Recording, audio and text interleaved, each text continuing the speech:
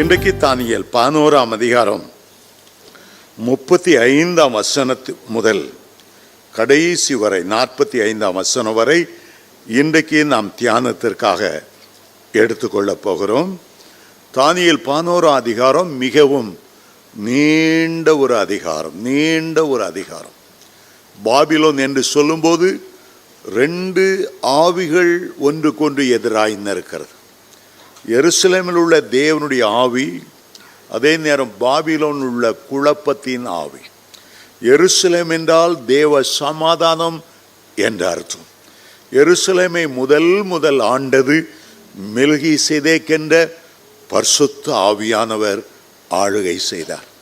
அதை ஆதியாகமம் 14ஆம் அதிகாரத்தில் நாம் வாசிக்கிறோம். எபிரேயர் 7ஆம் அதிகாரம் 1ஆம் வசனத்திலிருந்து 5ஆம் வசனம் வரையிலும் இந்த மெல்கிசேதேக்கை பற்றி வாசிக்கிறோம். ஆதாமிலிருந்து 2000 வருஷம் ஆகும்போது மெல்கிசேதேக்கை எருசலேமின் ராஜாவாக நாம் பார்க்கிறோம்.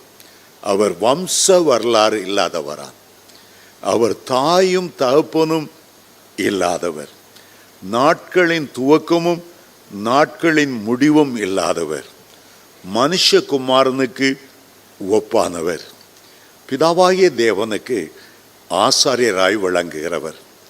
இந்த விடுகதையை பார்த்தால் நாட்களின் துவக்கமும் முடிவும் இல்லாதவர் என்றால் திரியேக தேவனாகத்தான் இருக்க வேண்டும்.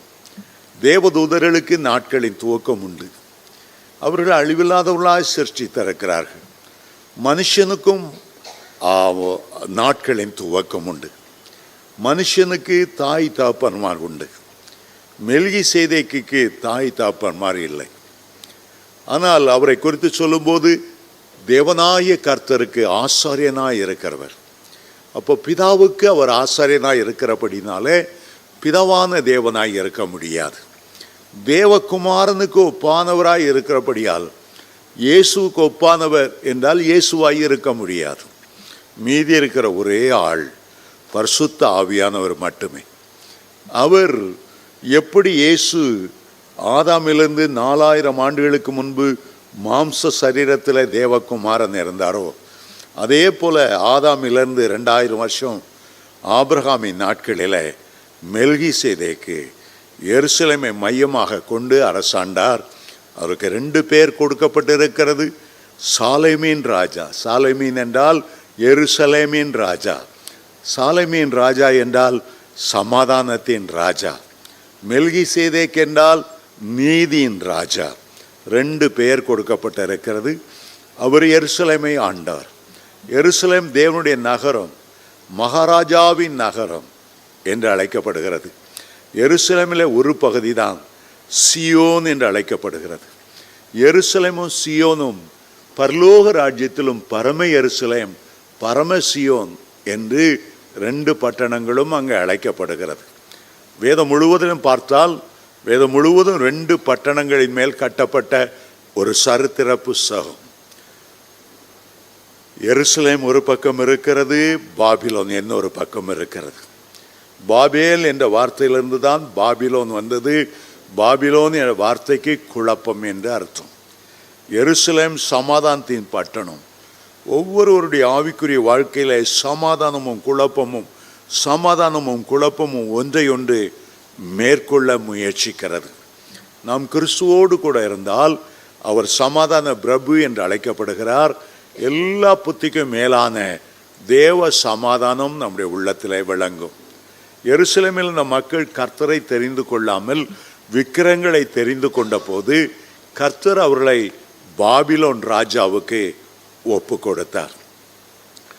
70 ஆண்டுகள் அவர்கள் அங்கே சிறையிருப்பிலே இருக்க வேண்டும் என்று ஆண்டவர் முன் குறித்தார்.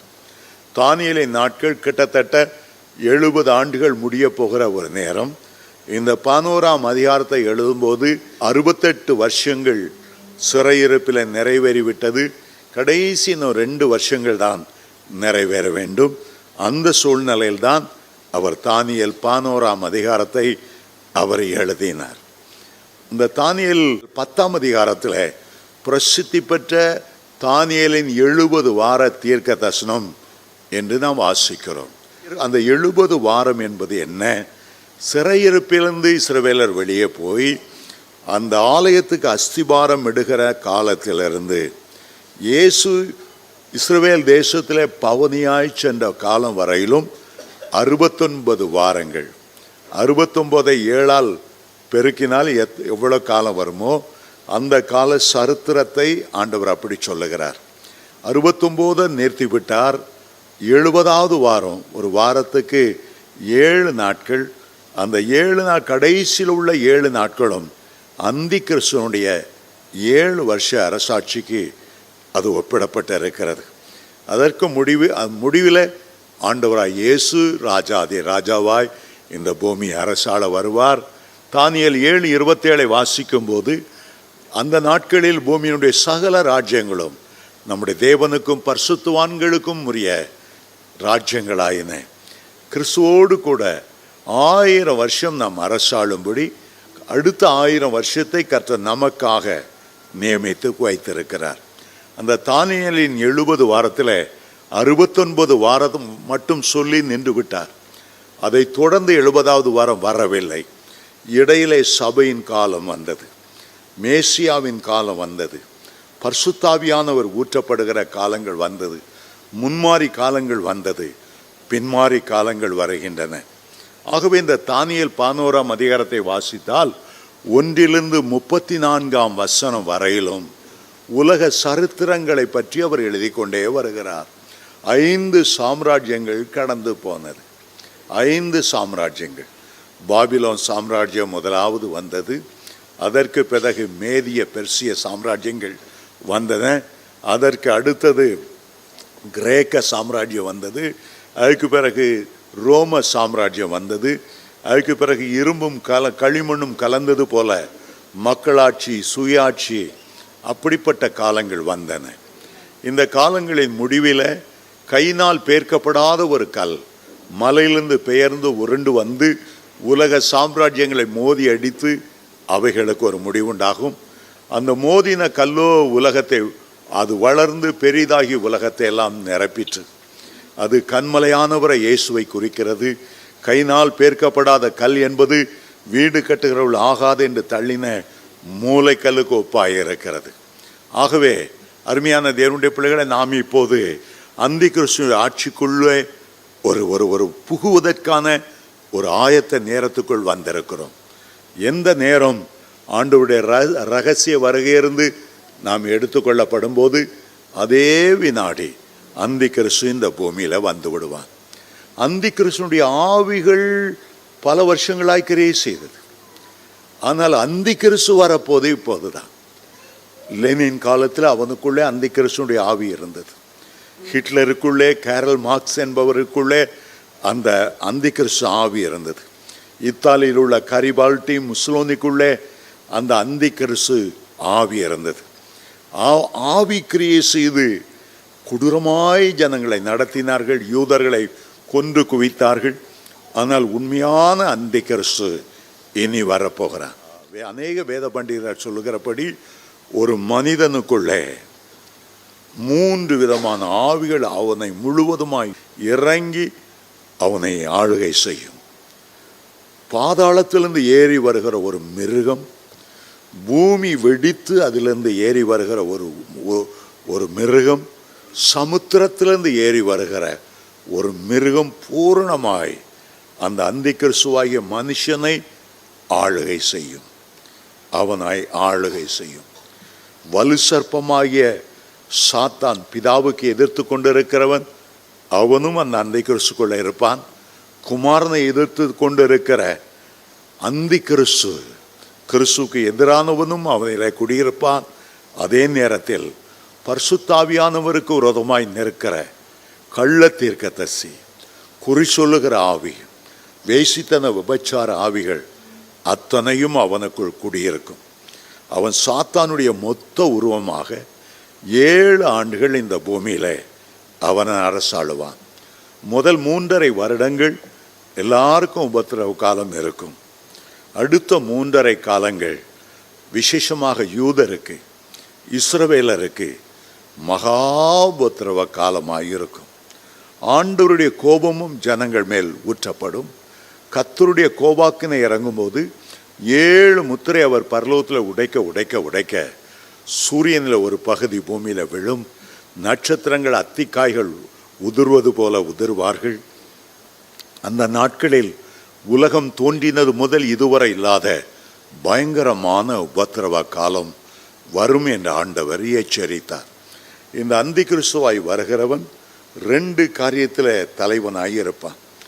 ஒன்று, மத சம்மதமான காரியத்தில் அவன் தன்னை தேவனென்று உயர்த்தி எல்லா மதங்களையும் ஒன்றாய் இணைத்து மத ரீதியான தலைவனாகவும் இருப்பான். அதே நேரம் அரசியல் ரீதியான தலைவனாகவும் இருப்பான்.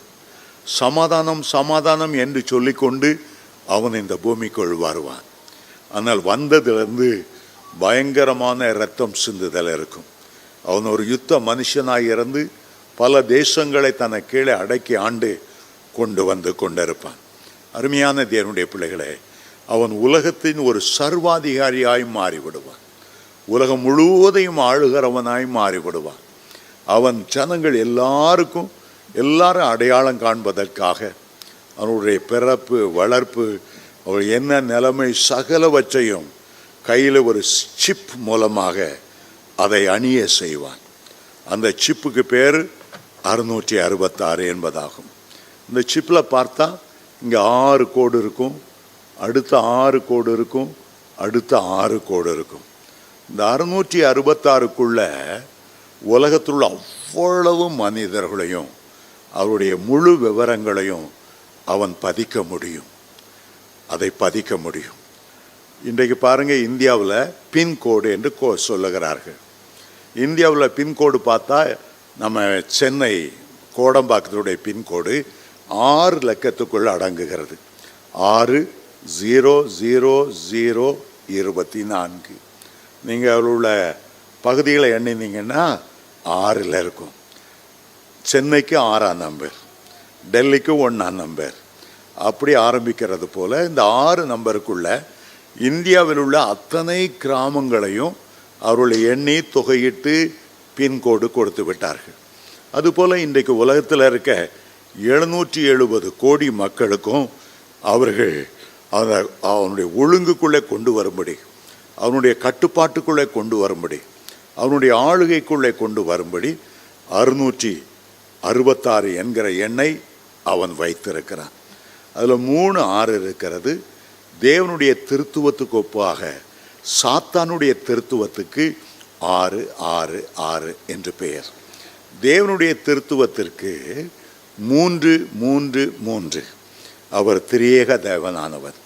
பிதாவாகிய தேவன் உண்டு, குமாரனாகிய இயேசு உண்டு, பரிசுத்த ஆவியானவர் உண்டு.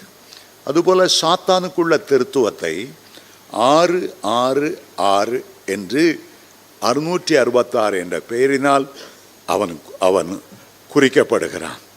உண்மையில் பார்த்தால் 6 என்கிறது மனிதனுடைய எண்ணாகத்தான் இருந்தது. 6ஆம் நாளில்தான் மனுஷனை ஆண்டவர் உண்டாக்கினார். ஆனால் 6ஆம் நாளில் அவர் 2 காரியங்களை உண்டாக்கினார். முதல் பகுதியில் மிருகத்தை உண்டாக்கினார், பின்பகுதியில் மனுஷனை உண்டாக்கினார். ஒரே நாளில் மிருகத்தை உண்டாக்கினார், மனுஷனை உண்டாக்கினார். சாத்தான் மிருகத்தை தெரிந்து கொண்டான். அவன் மிருகம் என்று அழைக்கப்படுகிறான். அம்மனுஷனை மிருகமாய் 6 அறிவுள்ள மனுஷனை 5 அறிவுள்ள ஒரு மூர்க்கத்தனமான மிருகத்தனமான மனுஷனாய் மாற்ற சாத்தான் சவாலை எடுத்துக்கொண்டான். ஆண்டவர் 6ஆம் நாளில் உருவாக்கப்பட்டவனை 7ஆம் நாளில் தன்னை போல மாற்றும்படி 7ஆம் நாளில் மனுஷனோடு அவர் ஓய்ந்திருந்தார். மனுஷன் நடுவில் இருக்கிறான். 2 சக்திகள் இருக்கின்றன. ஒரு சக்தி அவனை ஒரு ஹிப்பியை போல, பல்விளக்காத, நாகரிகம் இல்லாத, எந்த கட்டுப்பாட்டுக்கும் இல்லாத ஒரு மிருகத்தை போல மாற்ற வேண்டும் என்று சாத்தான் விரும்புகிறான். இயேசு கர்த்தரோ மனுஷனை ஒரு தெய்வீகத்தின் பரிபூர்ணத்தில் தேவனுடைய சாயல், தேவனுடைய ரூபத்தை கொடுத்து, தேவனுடைய குணாதிசயத்தை கொடுத்து அவனை தேவனை போல மாற்ற வேண்டும் என்று விரும்புகிறார். 6ஆம் நாளில் உருவாக்கப்பட்ட மனுஷனுக்காக ஆண்டவர் 66 புத்தகங்களை வேதத்தில் எழுதி வைத்தார். 66 புத்தகங்கள். மனுஷனுக்கு நியமனம், மனுஷனுக்கு விதி, மனுஷனுக்கு பிரமாணம். இந்த 66 புத்தகங்களிலே இருக்கிறது. 6ஆம் நாளில் உருவாக்கப்பட்ட மனுஷனுக்காக 6 மணி நேரம் அவர் சிலுவையில் தொங்கினார். காலை 9 மணிக்கு தொங்க ஆரம்பித்து மாலை 3 மணி வரை அவர் சிலுவையில் தொங்கினார். 6ஆம் நாளில் உருவாக்கப்பட்ட மனுஷனுக்கு பூமியில் 6000 ஆண்டுகளை இதுவரையிலும் ஆண்டவர் கொடுத்திருக்கிறார். 6 என்பது ரொம்ப முக்கியமானது. இப்போ சாத்தானுடைய எண் 666 என்பதாகும். நீங்கள் பார்த்தீங்கன்னா கம்ப்யூட்டரை பார்த்தீங்கன்னா இந்த கம்ப்யூட்டர் வந்ததிலிருந்து இது அந்தி கிறிஸ்துக்கு மிக உபயோகமானதாய் மாறப்போகிறது. அந்த கம்ப்யூட்டரில் உள்ள சிப் போலவே மனிதனுடைய கையிலும் அந்த சிப் போடணுன்ட்டு இந்திய அரசாங்கம் சில வருஷத்துக்கு முன்னால் ஆதார் என்ற ஒரு கார்டை கொண்டு வந்தது. 1998 அந்த கார்டு ஆரம்பித்தது. ஆனால் இதுவரைக்கும் 4 கோடி மக்களுக்கு ஐடென்டி கார்டு போல அதை கொடுத்திருக்கிறார்கள். அதனால் அந்தி கிறிஸ்து வரும்போது அவன் என்ன செய்வான், அவன் கையில் ஒரு பிளாஸ்டிக் போல் ஒரு சின்ன இதை அப்படியே ஆட்டோமேட்டிக்காக ரடார் கருவிகள் மூலம் அல்லது ஒளிக்கற்றை மூலமாக கைக்குள்ளே அவன் பதித்து விடுவான். அது ஒன்றும் கஷ்டமாக இருக்காது. அந்த கார்டு எங்கே இருக்கிறதோ அந்த ஆள் எங்கும் யாருக்கும் மறைந்திருக்க முடியாது. அவன் பாத்ரூமில் இருந்தால் கூட அவன்லேருந்து பிப்னு லைட் அடித்து இந்த இடத்துல இருக்கிறான். அவன் எங்கும் போய் ஒளிய முடியாது. எந்த மலையிலோ எந்த குன்றிலோ ஒளிந்திருந்தாலும் அந்தி கிறிஸ்துனுடைய பார்வைக்கு அவன் தப்பவே முடியாது. அப்படிப்பட்ட அந்த கார்ட்லேயே ஒரு சின்ன பேட்ரி இருக்கும். அந்த பேட்ரி அதை இயக்கி கொண்டே இருக்கும். நீங்கள் எந்த ஆப்ரேஷன் பண்ணியோ அதை கையிலேருந்து எடுக்கவே முடியாது. ஒருக்கா தரிச்சாண்டா தரிச்சதான். அதை எடுக்க முயற்சிக்கும் போது அந்த பேட்ரி வெடிக்கும். மூளையை அதை வெடித்து சிதறுகிறது போல இருக்கும். அவன் பைத்தியக்காரனாகி விடுவான். ஆண்டவர் சொன்னார், அந்த மிருகத்தின் எண்ணெயை ஒரு நாளும் தரிப்பிக்க கூடாது. அதை தரிக்கிறவர்களுக்கு இரவும் பகலும் வாதை உண்டாகும். அவர்களுக்கு இளைப்பாறுதல் இராது. அவர்கள் தேவனுடைய கோபத்துக்கு ஆளாகி விடுவார்கள்.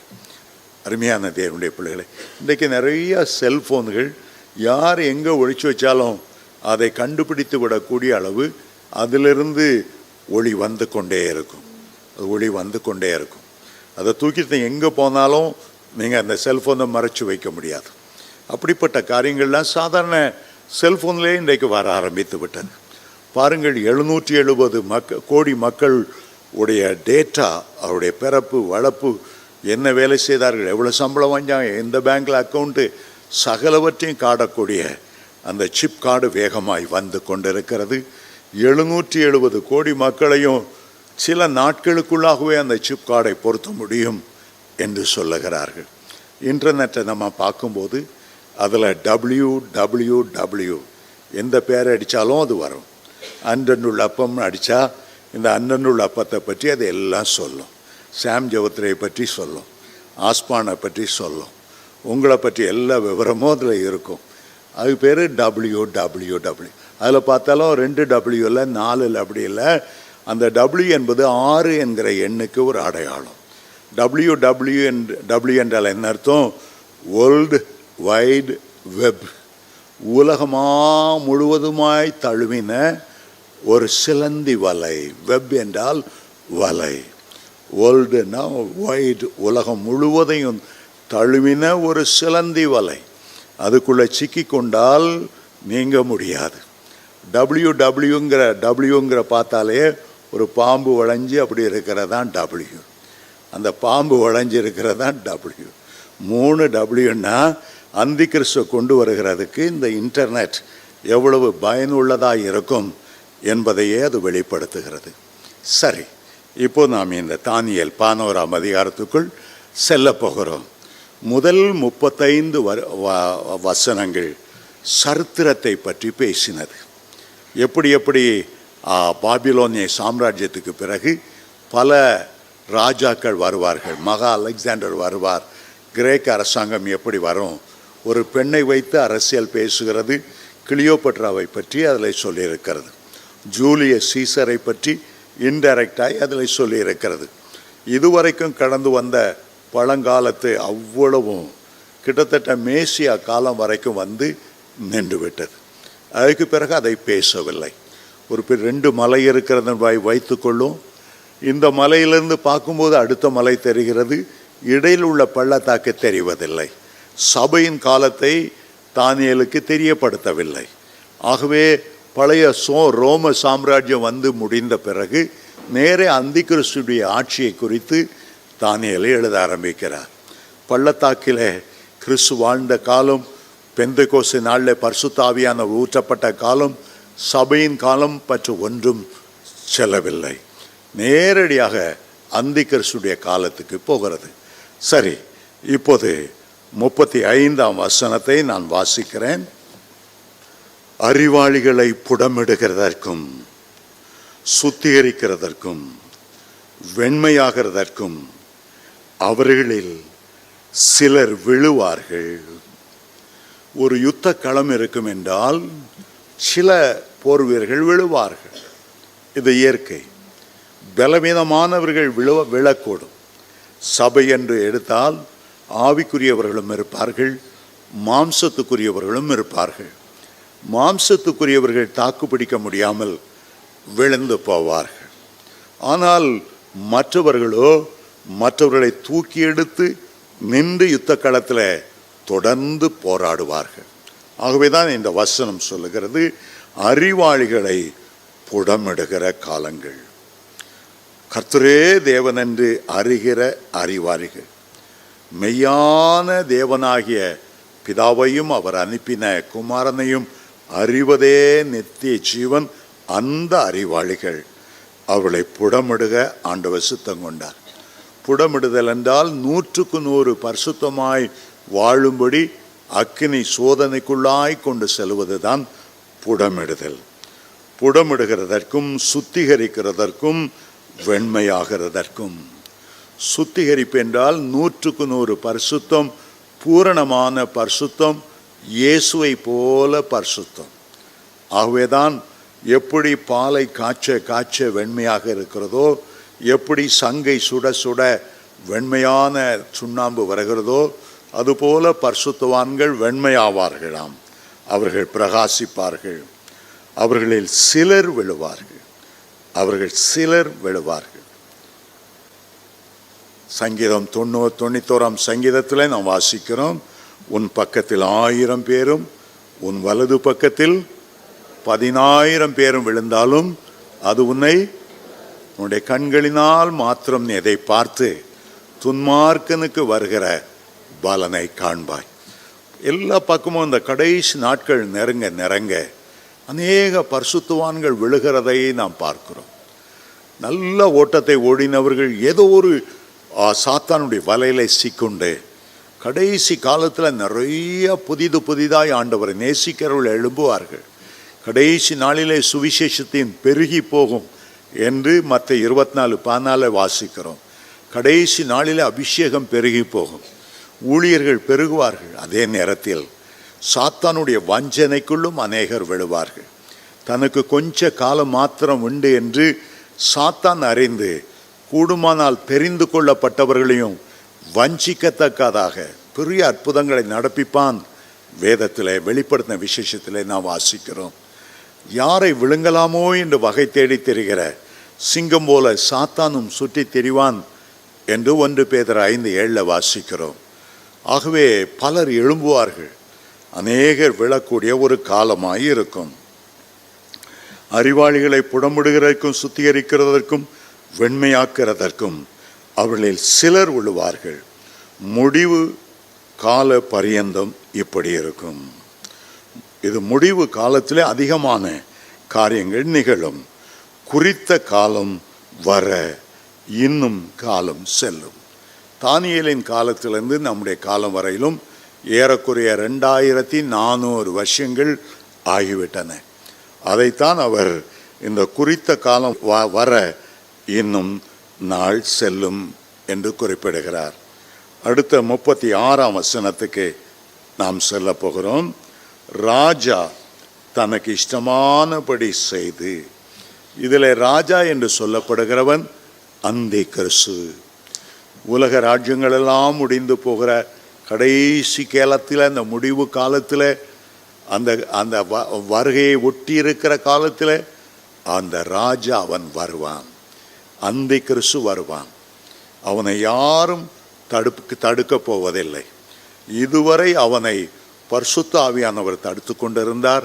இதுவரை அந்தி கிறிஸ்துவை ஜெபிக்கிற மன்றாட்டு வீரர்கள் தடுத்து கொண்டிருந்தார்கள். ஆனால் சபை எடுத்துக்கொள்ளப்படும் போது ஆவியானவர் முன்னே செல்கிற வான்புறவாய் செல்லுவார். ஜெப வீரர்கள் எல்லாரும் எடுத்துக்கொள்ளப்படுவார்கள். ஆகவே அவனை தடுக்க எந்த சக்தியும் இல்லாமல் திறந்த வீட்டில் நாய் புகிறது போல அந்தி கிறிஸ்து இந்த உலகத்துக்குள் பிரவேசிப்பான். அதை குறித்து சொல்லும்போது அவன் தனக்கு இஷ்டமானவைகளை செய்வான். இஷ்டமானவைகளை செய்கிறவன் ஒரு சர்வாதிகாரி. இஷ்டமானவப்படி செய்கிறவனை யாரும் கேள்வி கேட்க முடியாது. முழு ஆளுகை உள்ளவனாய் கொடியவனாய் யாரும் அவனுக்கு ஏற்று ஓட்டு போடவோ அவனுக்கு ஏற்று பேசவோ முடியாதபடி அவனுக்கு இஷ்டமானதை செய்து அடுத்தது தன்னை உயர்த்தி எந்த தேவனிலும் தன்னை பெரியவனாக்கி தேவாதி தேவனுக்கு விரோதமாய் ஆச்சரியமான காரியங்களை பேசுவான். அந்தி கிறிஸ்து வரும்போது எப்படி தன்னை பெரியவனாய் காட்ட முடியுமோ? சாத்தானுடைய முக்கியமான பெருமையில் விழுந்ததுக்கு என்ன காரணம்? ஏசாயா 14:13 தேவனுக்கு ஒப்பாக வேண்டும் என்று அவன் விரும்பினானான். வடதிசையில் உள்ள ஆராதனை பர்வத கூடத்துக்கு ஏற வேண்டும் என்று அவன் நினைத்தானாம். உன்னதமானவருக்கு ஒப்பாக்கினான், அவன் விரும்பினான்.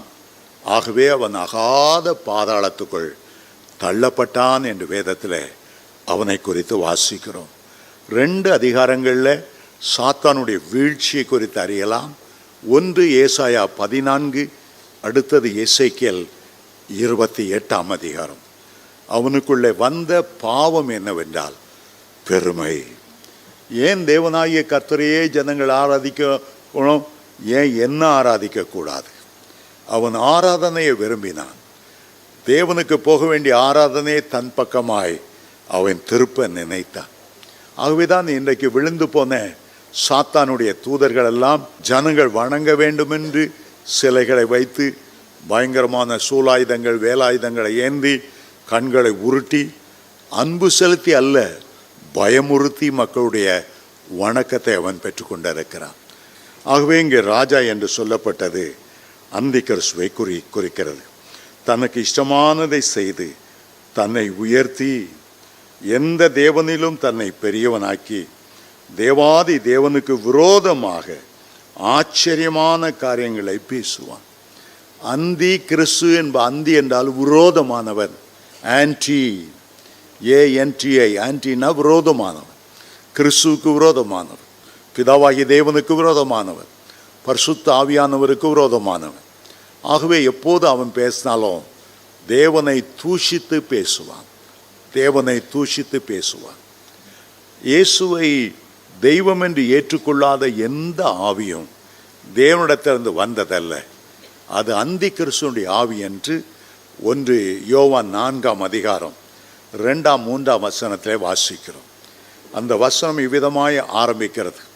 பிரியமானவர்களே, நாம் இந்த கடைசி காலத்தில் இருக்கிறனால் எல்லா ஆவிகளையும் நீங்கள் நம்பாமல் அது தேவனிடத்திலிருந்து வந்ததா என்று சோதித்து பாருங்கள் என்று சொல்லிவிட்டு கிறிஸ்துவை தேவகுமாரன் என்று ஏற்றுக்கொள்ளாத எந்த ஆவியும் தேவனிடத்திலிருந்து வந்ததல்ல, அது அந்தி கிறிஸ்துனுடைய ஆவி என்று சொல்லுகிறார்.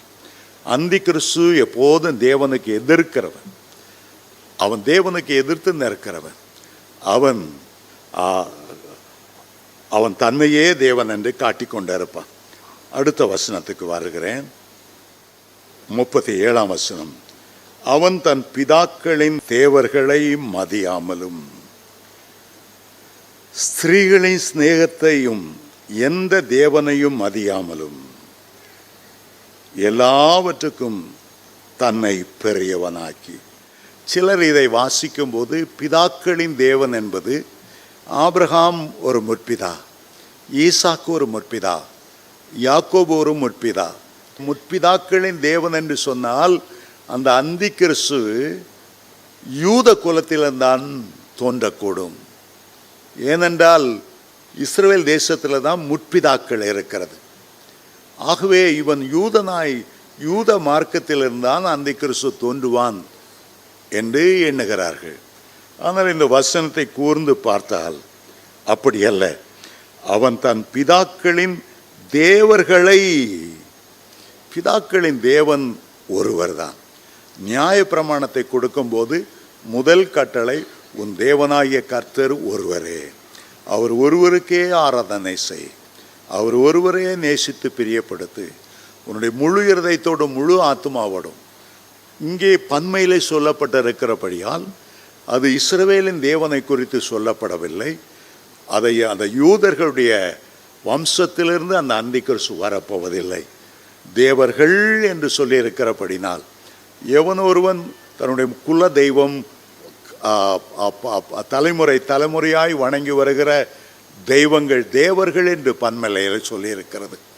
அப்படியானால் ஒரு புறஜாதியிலிருந்து தான் அவன் தோன்றக்கூடும். ஆதி ரோம சாம்ராஜ்யம் எதெல்லாம் அரசாண்டதோ, ஆதி கிரேக்க சாம்ராஜ்யம் எந்தெந்த தேசங்கள்லாம் அரசாண்டதோ, அந்த தேசங்களின் அஸ்திபாரத்திலிருந்து தான் இந்த அந்திகிறிஸ்து வருகிறான். ஆகவே அவன் புறஜாதியரை சேர்ந்திருக்கிறவனாகத்தான் இருக்கக்கூடும் என்று நான் நம்புகிறேன். மட்டுமல்ல, அவன் தன் பிதாக்களின் தேவர்களை மதியாமலும் ஸ்திரீகளின் சிநேகத்தையும் எந்த தேவனையும் மதியாமலும் எல்லாவற்றிற்கும் தன்னை பெரியவனாக்கினார்.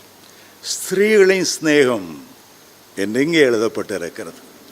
தாவீது யோனத்தானை பற்றி புலம்பல் பாடும்போது விதமாய் சொன்னார், உன்னுடைய அன்பு, உன்னுடைய சிநேகிதம் ஸ்திரீகளின் சிநேகத்தை பார்க்கிலும் அதிகமாக இருந்தது. ஸ்திரீகளினால் வருகிற சந்தோஷத்தை பார்க்கிலும், குடும்ப உறவிலே வருகிற சந்தோஷத்தை பார்க்கிலும் அதிகமாக இருந்தது. ஸ்திரீகளை மதியாதவன் என்று சொன்னதினாலே சிலர் என்ன நினைக்கிறார்கள், அவன் கடைசி காலத்தில் வரப்போகிற கே, ஆண் புணர்ச்சிக்காரன், பெண்களை மதிக்காதவன். இந்த 20ஆம் நூற்றாண்டிலே ஒரு பெரிய கூட்டம் ஆணுக்கு ஆண் திருமணம் செய்து கொள்ள வேண்டும் என்று. உலக சரித்திரம் ஆரம்பித்ததிலிருந்து அப்படி இருந்ததில்லை. ஆண்டவர் ஆதியிலே ஆணும் பெண்ணுமாய் உண்டாக்கினார். பக்தியுள்ள சந்ததிகளை பெரும்படி உண்டாக்கினார். பலுகி பெருகி பூமியை நிரப்புங்கள் என்று சொன்னார். ஆகவே இந்த உலகத்தின் அஸ்திபாரமாய் குடும்ப வாழ்க்கையை அவர் ஏற்படுத்தினார். ஆனால் ஒரு காலமும் இல்லாதபடி இந்த 20ஆம் நூற்றாண்டிலே ஆணுக்கான் திருமணம் செய்து கொள்வதை சட்டமாக்கி விட்டார்கள். பெண்ணுக்கு பெண் திருமணம் செய்து கொள்வதை அவர்கள் சட்டமாக்கி கொண்டார்கள். ஆகவே பெரும்பாலானோருடைய கருத்து என்ன, அந்த கே என்று சொல்லப்படுகிற ஆண் புணர்ச்சிக்காருடைய கூட்டத்திலிருந்து தான் அந்திகிறிஸ்து எழும்புவான். சோதம் குமரா அழிக்கப்படுகிற முக்கியமான ஒரு காரணம், எத்தனையோ பாவங்கள் அங்கே பெருகியிருந்த போதிலும், அக்கிரமங்கள் பெருகியிருந்த போதிலும் அவர்கள் ஆண் புணர்ச்சிக்காரர்களாக இருந்தார்கள். அந்த தேசத்தின் அக்கிரமம் பெரிதாக இருக்கிறதோ என்று பார்த்து வரும்படி ஆண்டவர் தம்முடைய 2 தூதர்களை அனுப்பினார்கள். அந்த 2 தூதர்களும் பார்ப்பதற்கு ஆண்கள் தோற்றத்தில் வந்தபடியால் இந்த சோதம் குமர மக்கள் அந்த ஆண்களை கெடுக்க வேண்டும் என்று, ஆண்களோடு புணர்ச்சி செய்ய வேண்டும் என்று சோதோமில் இருந்த பெரியவர்கள் சிறியவர்கள் முதல் எல்லாரும் அந்த வீட்டுக்கு முன்பாக கூடிவிட்டார்கள். ஆகவேதான் லோத்தையும் அந்த குடும்பத்தை அந்த புருஷர் வெளியே கொண்டு வந்து சோதோமை அழித்தார்.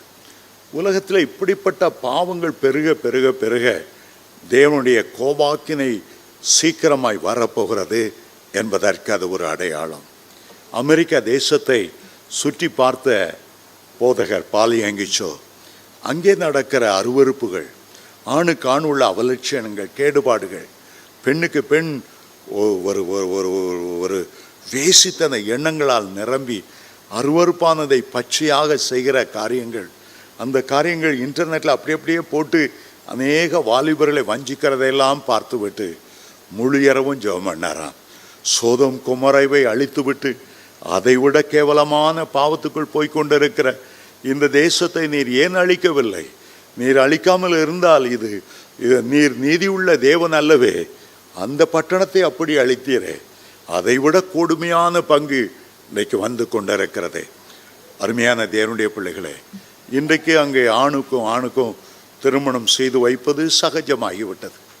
ஒரு நாள் டெலிவிஷன் நிகழ்ச்சியில் அமெரிக்காவில் பார்க்கிறேன், ஒரு பெண் பாஸ்டர், ஒரு லேடி பாஸ்டர், ஆங்கிலிக்கன் பாஸ்டர் அந்த துணியெல்லாம் போட்டுக்கொண்டு ஒரு ஆணுக்கும் திருமணம் வைக்கிற காட்சியை பார்த்தபோது எனக்கு தாங்க முடியவில்லை. அவ்வளவு அவலட்சணமாக இருந்தது. ஆணுக்கு சர்ச்சில் வச்சு அந்த லேடி பாஸ்டர் திருமணம் செய்து வைக்கிறார்கள். ஒரு ஆணை பார்த்து கேட்குறாங்க, இவனை தவிர வேற ஒருத்தர் முகத்தையும் பார்க்காம இவன் ஒருத்தனுக்கே விவாக புருஷனாக இருப்பாயா மனைவியாக இருப்பாயா, என்ன கேவலம் பாருங்க. சரி, அடுத்த வசனத்துக்கு செல்லுவோம். அவன் தன் பிதாக்களின் தேவர்களை மதியாமலும் ஸ்திரீகளின் ஸ்நேகத்தையும் எந்த தேவனையும் மதியாமலும் எல்லாவற்றுக்கும் மேலாக தன்னை பெரியவனாக்கி அரண்களின் தேவனை தன் ஸ்தானத்தில் கனம் பண்ணி. அரண்களின் தேவன் என்றால் பவர். ஒரு அரண் என்பது ஒரு தேசத்தினுடைய பலத்தை குறிக்கிறது. அரண்களின் தேவன் என்று இங்கே வேதம் குறிப்பிடுகிறது சாத்தானை குறிக்கிறது. அவன் தான் மோஸ்ட் பவர்ஃபுல். கர்த்தருடைய சபை எடுத்துக்கொள்ளப்பட்ட பிறகு இந்த உலகத்தில் ஒரு அரணை போல விளங்குகிற பலமுள்ளவனாய் விளங்குகிறவன் அவன் சாத்தான். அந்த சாத்தானை தன்னுடைய பிதாவாக இந்த அந்திக்கிறிஸ்து கொள்ளுவான். அரண்களின் தேவனை தன் ஸ்தானத்தில் கனம் பண்ணி தன் பிதாக்கள் அறியாத ஒரு தேவனை பொன்னினாலும் வெள்ளியினாலும் இரத்தத்தினாலும் உச்சிதமான வஸ்திரங்களினாலும் கனம் பண்ணுவான். பாருங்கள், தானியேல் 2ஆம் அதிகாரத்தில் நேபுகாத் நேச்சார் ஒரு பெரிய சிலையை அவர் செய்தார். 60 முழ உயரமாயிருந்தது, 6 முழ அகலமாயிருந்தது. 60, 6 எல்லாம் அந்திக்கிறிஸ்துடைய நம்பர்கள். 6 விதமான கீத வாக்கியங்கள் முழமுக சொன்னார். அந்த சிலை பொன்னினாலே செய்யப்பட்டது. அதுபோல் அந்திக்கிறிஸ்து தனக்கென்று ஒரு சிலை செய்வான். முழு உலகமும் அவனுடைய கையில் வந்து விட்டபடியால் அவன் என்ன பண்ணுவான், தன்னுடைய சிலையை அதை பொன்னினாலும் வைரத்தினாலும் அதை அலங்கரிப்பான். எல்லா ஜனங்களும் அதை வணங்கும்படி கட்டளையிடுவான். அவன் செய்கிற பொற்சிலை பேசுமா, அதை வெளிப்படுத்தின விசேஷத்தில் நாம் வாசிக்கிறோம். பிசாசு அதற்கு ஒரு ஒரு ஒரு ஒரு ஒரு வல்லமை கொடுத்து அதை பேச செய்வான். அதே போல் அந்திக்கிறிஸ்து செய்கிற அந்த சிலைக்கு பேசக்கூடிய சக்தியை அவன் கொடுப்பான். அதை வணங்காதவர்களுக்கு கொலை செய்யக்கூடிய அதிகாரத்தை கொடுப்பான். ஒரு டிவியில் அவன் தோன்றுகிறான் என்று வைத்து கொள்ளுங்கள். டிவியில் தோன்றும்போது அவனுடைய சிலை அங்கே காட்சி அளிக்கும். அந்த காட்சி அளிக்கும்போது எல்லாரும் அந்த டிவி முன்னால் நின்று அவனை பணியணும். இப்போது டிவியில் வர்றதை நம்ம பார்க்குறோம். அந்திக்கிறிஸ்து ஆட்சியில் டிவிக்கு முன்னால் பணங்காதவங்கள அந்த டிவியிலேருந்தே அவன் பார்ப்பான். அதான் ரொம்ப கஷ்டமான காரியம். இன்றைக்கு டிவியிலேருந்து நம்ம டிவி நிகழ்ச்சி பார்த்துட்ருக்குறோம். ஆனால் அந்திக்கிறிஸ்துடைய காலத்தில் டிவியிலேருந்து டிவிக்குள்ளே இருந்து அந்திக்கிறிஸ்து நீங்கள் கும்பிட்றீங்களா இல்லையா, வணங்குறீங்களா இல்லையா, அதை அவன் பார்த்தா 2way ஆயிரும். அவனும் பார்க்கக்கூடும், அவனும் அதிலிருந்து உங்களோடு பேசக்கூடும். அவன் பார்த்த நேரத்தில் நீங்கள் வணங்கவில்லை என்றால் அதையும் கண்டுபிடித்து விடுவான். சரி, அவன் அரணிப்பான கோட்டைகளுக்காக அந்நிய தேவனுக்காகவும் செய்வது என்னவென்றால் அவர்களை மதிக்கிறவர்களுக்கு மகா கனம் உண்டாகி, யார் யார் மதிக்கிறாங்களோ அவங்களுக்கு போஸ்ட், நீ வட்ட செயலாளன், நீ மாவட்ட செயலாளன், நீ இவ்வளோ லஞ்சம் வாங்கி கொள்ளலாம், நீ இந்த டேம் கட்டுறதுக்கு கமிஷன் பெற்றுக்கொள்ளலாம், உனக்கு அவனுக்கு கனம் உண்டாகி அவனுக்கு கீழே ஆஃபீஸர்ஸாக அவங்கள போட்டுருவானா. எப்படி ஐஏஎஸ் ஆஃபீஸர்ஸ் இருக்கிறாரோ, எப்படி கலெக்டர் இருக்கிறாங்களோ, அதே போல் அந்திக்கிறிஸ்து ஆட்சியிலும் அவனுக்கு பிரபகண்டா பண்ணி அவன் புகழ் மாலை போட்டு அதுக்கும் ஒரு குரூப் அவன் உண்டாக்குவான். முடிவு காலத்தில் வென்றால் 40ஆம் வசனம், அந்திக்கிறிஸ்து புறப்பட்டு வரும்போது முதலாவது அவன் மத்திய தரைக்கடலில் உள்ள எந்த ரோம சாம்ராஜ்யங்கள் இருந்ததோ அதே ராஜ்யங்கள் மத்தியில்தான் அவன் தோன்றுவான். அவன் தோன்றும்போது இஸ்ரவேல் தேசம் முதலாவது கீழே விழுந்துடும். காரணம் என்னவென்றால் இஸ்ரவேலை சுற்றி அவ்வளவு எதிர்ப்புகள், அவ்வளவு இஸ்லாம் நாடுகள், அவ்வளவு குடிதான ஜனங்கள் இருக்கிறபடியால் அத்தனை ஓநாய்கள் மத்தியில் ஒரு ஆட்டுக்குட்டியை போல தான் நிறுத்தி பிடிக்க முடியாது என்று அந்திக்கிறிஸ்து வந்தவுடனே அந்திக்கிறிஸ்துவோடு இஸ்ரவேல் தேசம் ஒரு உடன்படிக்கை செய்துவிடும். ஆனால் மற்ற தேசங்கள் இருக்கிறது. அமெரிக்கா இருக்கிறது, ரஷ்யா இருக்கிறது, சீனா இருக்கிறது. இந்த தேசங்கள்லாம் எடுத்த உடனே அந்தி கிறிஸ்துவை ஏற்றுக்கொள்வதில்லை. முதல் 3.5 வருஷ காலம் அந்தி கிறிஸ்து தன்னுடைய ராஜ்யத்தை ஸ்திரப்படுத்தி டோட்டல் கண்ட்ரோல், டோட்டல் ஒரு ஒரு ஒரு ஒரு ஒரு சர்வாதிகாரியை வர முயற்சிப்பார். அதுவரையிலும் சில போராட்டங்கள். ஆகவே அதைத்தான் முடிவு காலத்தில் வென்றால் தென் திசை ராஜா அவனோடு முட்டுக்கு நிற்பான்.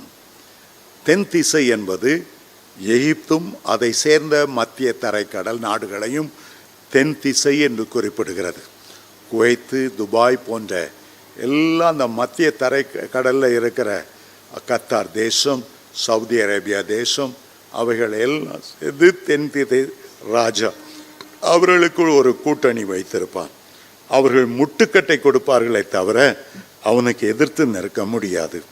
முடிவு காலத்தில் என்னவென்றால் தென் திசை ராஜா அவனோட முட்டுக்கு நிற்பான்.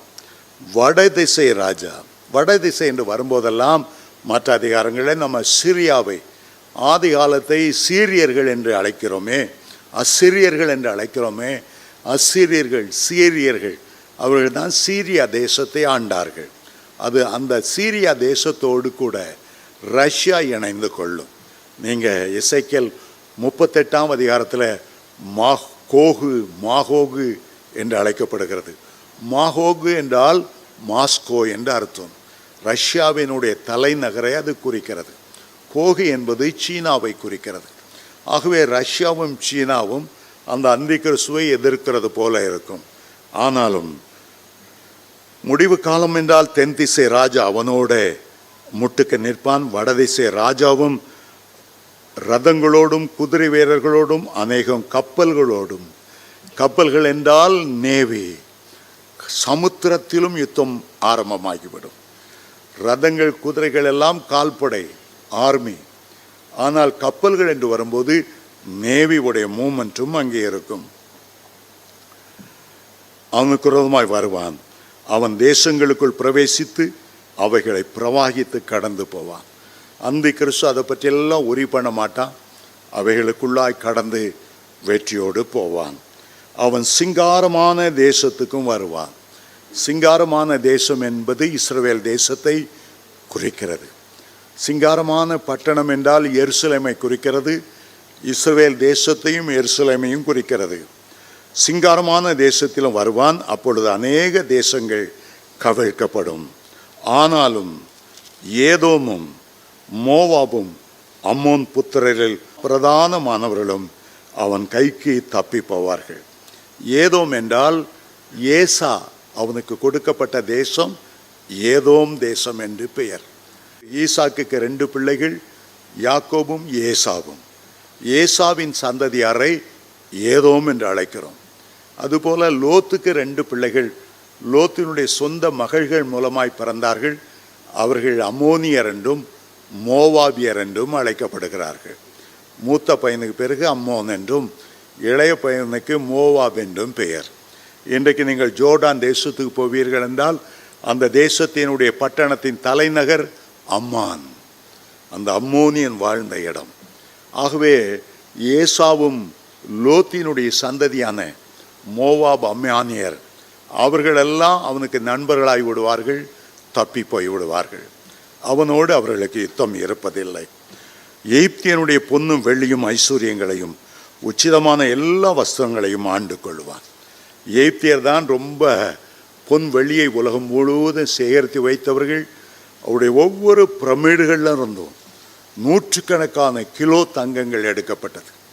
எகிப்தின் ராஜாக்களை புதைக்கும் போது அந்த பிரமிடுகளுக்குள்ளே அவர்கள் படுத்த தங்க கட்டில், அவர்கள் உட்கார்ந்த தங்க அரியாசனை அவ்வளவு உள்ளே வைத்து அடக்கம் பண்ணினார்கள். இந்த 20ஆம் நூற்றாண்டிலே டூத்காமன் என்ற ஒரு பார்வோன், ஒரு யங் ரூலர், அந்த கல்லறைக்குள்ளேருந்து அந்த பிரமிடுக்குள்ளேருந்து எவ்வளவோ கிலோ தங்கங்களை இங்கிலாந்து அரசாங்கம் கைப்பற்றினது. ஆகவே எகிப்தியனுடைய பொன்னும் வெள்ளியுமான ஐஸ்வர்யங்களையும் உச்சிதமான எல்லா வஸ்துக்களையும் ஆண்டு கொள்ளுவான். லீபியரும் எத்தியோப்பியரும் அவனுக்கு பின் செல்வார்கள்.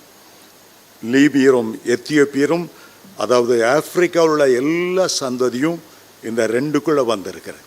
இன்றைக்கு லிபியா என்று அழைக்கிறதால் கடாஃபியே அரசாண்டாரே விழுந்தாரே, அந்த லிபியா. எத்தியோப்பியா ஒரு காலத்தில் கிறிஸ்துவ நாடாக இருந்தது, எகிப்துக்கு கீழாக இருக்கிறது. அவர்களெல்லாம், அதாவது முழு ஆப்பிரிக்காவும் அந்த கிறிஸ்துடைய கையிலே சிக்கிக்கொள்ளும், பின் செல்வார்கள். ஆனாலும் கிழக்கிலும் வடக்கிலும் இருந்து செய்திகள் அவனை கலங்க பண்ணும். அமெரிக்காவிலும் மற்ற இடங்களிலிருந்தும் வருகிற செய்திகள். அமெரிக்கா எளிதாய் விழுவதில்லை. அங்கே மெஜாரிட்டி கிறிஸ்தவர்கள் இருக்கிறனால அந்தி கிறிஸ்துக்கு ஒரு டஃப் ஃபைட் கொடுப்பார்கள். அந்த அந்தி கிறிஸ்து ஆகவே அது அவனை கலங்க பண்ணும். இதெல்லாம் அவன் ஆட்சியை பெற்ற முதல் 3.5 வருஷங்களுக்கு அவனுக்குள்ள ஒரு போராட்டம் இருக்கும். பல யுத்தங்களை அவன் ஜெயிக்க வேண்டியது இருக்கும். அப்போது அவன் அநேகரை அழிக்கவும் சங்காரம் பண்ணவும் மகா உக்கிரத்தோடு புறப்பட்டு போய் சமுத்திரத்துங்களுக்கு இடையில் உள்ள இதில் இந்த சமுத்திரம் என்று சொல்வது மத்திய தரைக்கடலை குறிக்கிறது. மத்திய தரைக்கடல், இங்கே தான் முக்கியமான அந்திகிறிஸ்துவினுடைய சம்பவங்கள் எல்லாம் நடக்கிறது. இஸ்ரவேல் தேசத்துக்கு ஒரு எல்லையாக மத்திய தரைக்கடல் இருக்கிறது.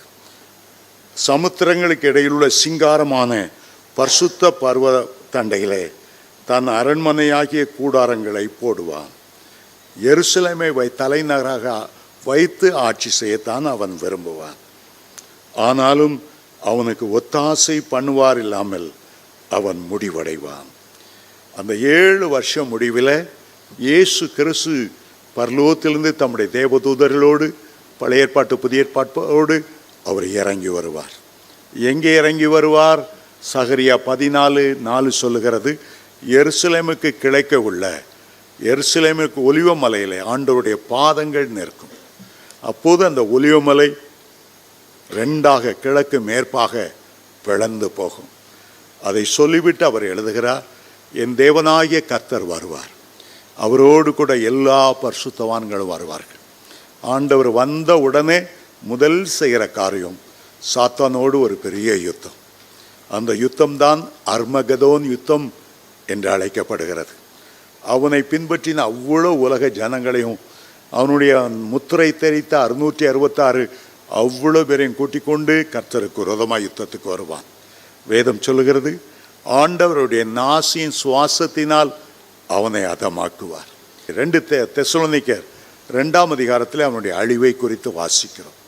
அவனை 1000 வருஷம் சாத்தானையும் வலு சர்ப்பமாகிய சாத்தானையும் அந்தி கிறிஸ்துவையும் கள்ளத்தீர்க்கதரிசிகளையும் பாதாளத்தில் அடைத்து 1000 வருஷம் வராதபடி ஆண்டவர் அதை பூட்டுவார்.